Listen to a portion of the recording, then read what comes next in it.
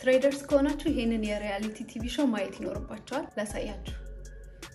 ዩቲዩብ ላይ ትሄዱና $1 million ትሬደርስ ባይ ሌክስ ቫንዳም ብላችሁ ሰርች ታደርጋላችሁ። በጣም ደስ የሚል የሪያሊቲ ቲቪ ሾው ነው። በአጠቃላይ ሀሳቡ ምንድነው? ከትሬዲንግ ውጪ በተለያዩ የስራ ዘርፎች ላይ ስኬታማ የሆኑ ሰዎች ተመርጠው የሌክስ ቫንዳምን ኢንቨስትመንት ትሬድ እንዲያደርጉ ይደረጋሉ ማለት ነው። የእያንዳንዱ ትሬደር ኢሞሽናል አፕ ኤንድ ዳውን በደንብ ታዩበታላችሁ። የሚያለቅሱ ትሬደሮች አሉ፣ ዲሲሽን ሜክ ለማድረግ የሚቸገሩ ትሬደሮች አሉ። በጣም ብዙ ነገር ትማሩበታላችሁ።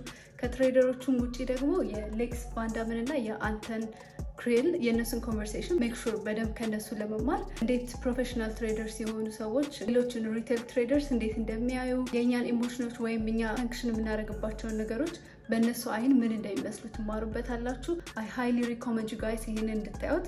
2 ፓርት ነው። ዩቲዩብ ላይ ገብታችሁ እዩ። ያያችሁት ሰዎች ካላችሁ ደግሞ ሀሳባችሁን ኮመንት ላይ ያስቀምጡልኝ። ቴንክስ ፎር ዋቺንግ ባይ